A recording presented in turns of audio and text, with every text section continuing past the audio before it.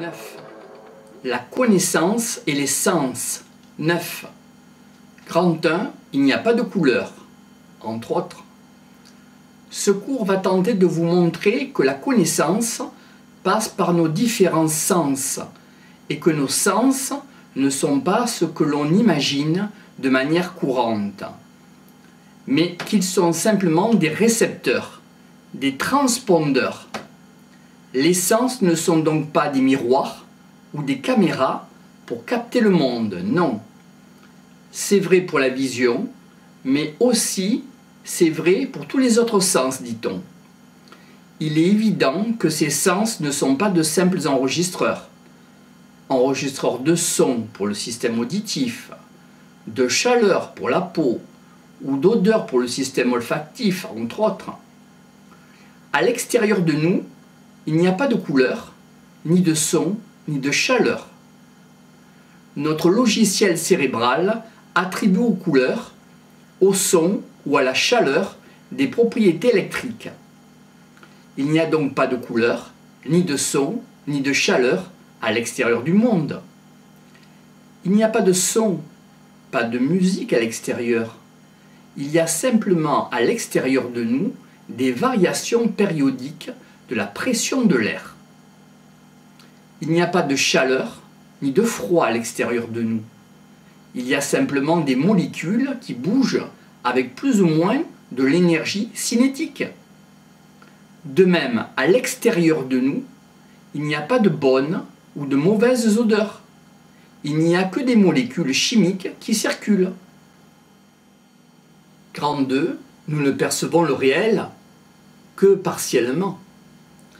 Nos récepteurs sont capables de percevoir une partie de ces caractéristiques, de les transformer en activités électriques, et ces activités électriques sont transmises au cerveau. Le cerveau possède des aires pour transformer ces activités électriques, chaque aire ayant sa spécialité, soit en ce que nous nommons son, S-O-N-S, soit en ce que nous nommons chaleur, soit en ce que nous nommons aussi odeur, entre autres. La représentation que nous avons à l'intérieur du cerveau n'est pas quelque chose qui existe à l'extérieur de nous. Par exemple, dans un amphithéâtre, le sens de l'ouïe, l'oreille, nous permet de capter un certain nombre d'ondes, c'est-à-dire des variations de pression de l'air, et notre cerveau va transformer certaines de ces ondes. S'il y avait d'autres animaux, comme un chien entre autres, dont le récepteur permet de capter des sons que nous ne sommes pas capables de capter, comme les ultrasons, ces animaux percevraient des bruits ou des sons qui ne sont pas audibles. De même, si nous changeons d'enregistrement, si nous prenons un récepteur radio qui est capable de percevoir des variations de pression que nous ne pouvons pas percevoir. Réflexion dans différents domaines. La connaissance et les sens. 6. Grand 1. Il n'y a pas de couleur finalement. Ce cours va tenter de nous montrer que la connaissance passe par nos différents sens et que nos sens ne sont pas ce que l'on imagine de manière courante, mais qu'ils sont simplement des récepteurs, des transpondeurs. Les sens ne sont donc pas des miroirs ou des caméras pour capter le monde, non. C'est vrai pour la vision, mais aussi pour tous les autres sens, dit-on. Il est évident que ces sens ne sont pas de simples enregistreurs. Enregistreurs de son pour le système auditif, de chaleur pour la peau, ou d'odeur pour le système olfactif, entre autres. À l'extérieur de nous, il n'y aurait pas de couleur, ni de son, ni de chaleur. Notre logiciel cérébral attribuerait aux couleurs, au son ou à la chaleur des propriétés électriques. Il n'y aurait donc pas de couleur, ni de son, ni de chaleur à l'extérieur du monde. Il n'y aurait pas de son, pas de musique à l'extérieur, Il y a simplement à l'extérieur de nous des variations périodiques de la pression de l'air. Il n'y aurait pas de chaleur ni de froid à l'extérieur de nous. Il y aurait simplement des molécules qui bougent avec plus ou moins de l'énergie cinétique. De même, à l'extérieur de nous, il n'y aurait pas de bonnes ou de mauvaises odeurs. Il n'y aurait que des molécules chimiques qui circulent. Grand 2, nous ne percevons le réel finalement. Nos récepteurs sont capables de percevoir une partie de ces caractéristiques, de les transformer en activités électriques. Et ces activités électriques sont transmises au cerveau. Le cerveau posséderait des aires pour transformer ces activités électriques, chaque aire ayant sa spécialité, soit en ce que nous nommons son, S-O-N-S, soit en ce que nous nommons chaleur, soit en ce que nous nommons odeur, entre autres. La représentation que nous avons à l'intérieur du cerveau n'est pas quelque chose qui existe à l'extérieur de nous, donc. Par exemple, dans un amphithéâtre, le sens de l'ouïe, de l'oreille, nous permet de capter un certain nombre d'ondes, c'est-à-dire des variations de pression de l'air, et notre cerveau va transformer certaines de ces ondes.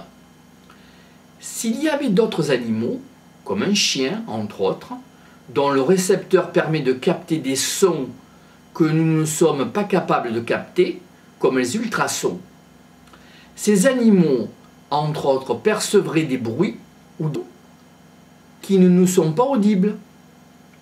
De même, si nous changeons d'enregistrement, si nous prenons un récepteur radio qui est capable de percevoir des variations de pression que nous ne pouvons pas percevoir avec notre oreille, les ondes radio, et qui est capable de les transformer, car une radio est un transcodeur, nous pourrions répéter toutes sortes d'autres bruits qui ne nous sont pas audibles et qui existent à l'extérieur de nous.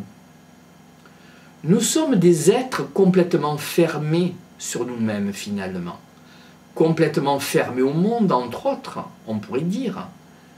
Nous ne percevons que 5 types d'informations par 5 types de récepteurs. Mais qu'y a-t-il dans le monde en dehors de nous, de notre personne?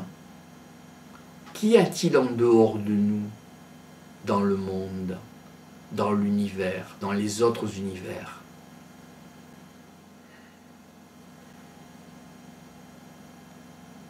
Les fictions qui ont été réalisées ces derniers temps donnent des images pour nous permettre de représenter assez bien ce que nous sommes par rapport au monde.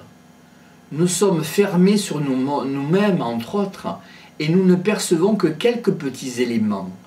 Nous ne savons pas combien d'autres éléments existent dans ce monde, car nous ne sommes pas capables de les percevoir. Il y aurait une infinité de mondes possibles, et jusqu'à présent, l'espèce humaine avait réussi à en détecter, à en utiliser une infime partie.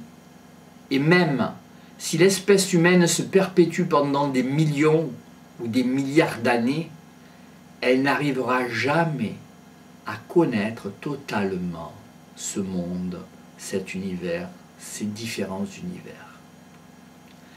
Elle ne connaîtra toujours qu'une infime partie de ce monde qui nous est extérieur. Notre cerveau va donc pouvoir comprendre ce monde pour nous permettre d'y vivre. Il va créer des structures, mais ces structures sont dictées par notre cerveau et ne sont pas présentées à l'extérieur de nous. Ce que nous percevons du monde extérieur dépend de l'organisation de notre cerveau.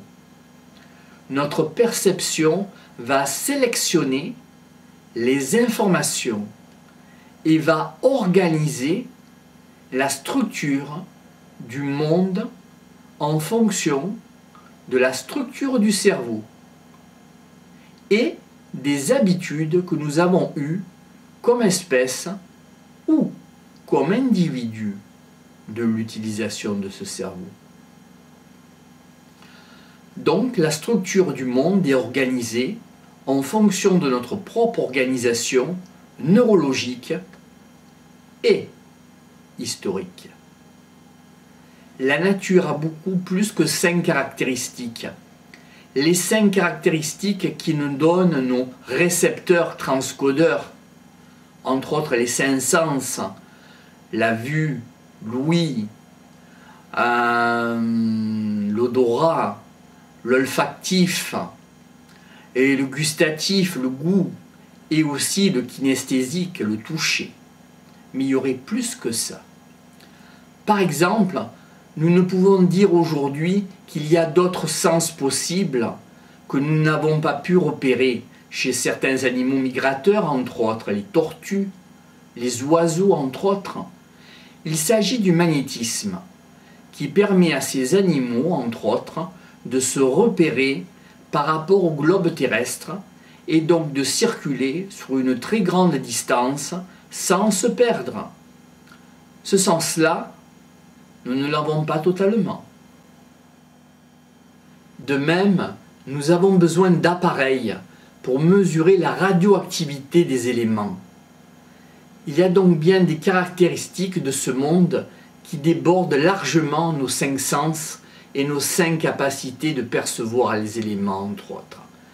Il faut donc faire appel à l'imagination pour intervenir sur le logiciel que l'on a dans le cerveau pour enrichir nos capacités en premier et en second pour trouver des appareils qui complètent notre perception, par exemple pour améliorer les perceptions auditives, pour capter les ultrasons, les infrasons, etc. Cela veut dire que nous ne percevons pas le réel dans sa totalité.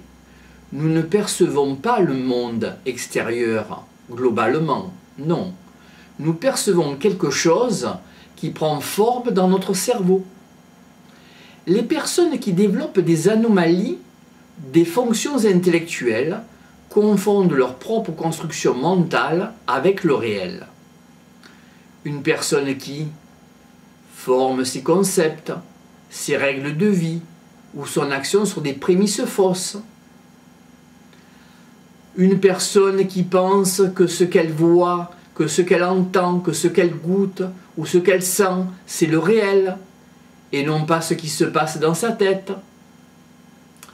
Une personne qui développe une anomalie, des fonctions intellectuelles, qui forme ses concepts, ses règles de vie ou son action sur des prémices fausses. Ou enfin, une personne qui se comporte donc comme une personne qui entretient une psychose et ne peut être considérée comme mentalement statique. Nous ne voyons donc que ce qui se passe dans notre tête. Nous sommes complètement fermés au monde extérieur, entre autres. Nos yeux ne sont pas des caméras, non. Nous n'avons pas d'images copiées, non, comme prises avec un appareil photo. Non, non. Grand 3. Les troubles de perception. Les hallucinations banales que chacun d'entre nous peut avoir cru entendre une sonnerie de téléphone, avoir cru entendre une sonnerie de réveil, avoir cru entendre quelqu'un parler, proviennent des zones du cerveau qui subissent une décharge électrique et qui correspondent aux impulsions électriques de telle ou telle sensation. Nous sommes donc très souvent piégés car nous croyons entendre quelque chose, mais en fait, il ne s'est rien passé à l'extérieur de nous. Tout est né dans notre tête. On devient déficient quand on prend à la lettre ce qui se passe dans sa tête, quand on prend pour une réalité objective ce qu'on voit ou ce que l'on entend dans sa tête. Un certain nombre de drogues ou d'alcool peuvent également susciter des hallucinations qui n'existent pas à l'extérieur et qui sont simplement dues à des décharges de certains groupes de neurones dans certaines aires cérébrales. Tout se passe à l'intérieur de la tête parce qu'une telle aire cérébrale a été excitée. Comment? C'est un peu mystérieux. Nous sommes donc enfermés dans notre corps, coupés du monde extérieur, entre autres, sauf pour 5 sensations captées par 5 transmetteurs, récepteurs, entre autres.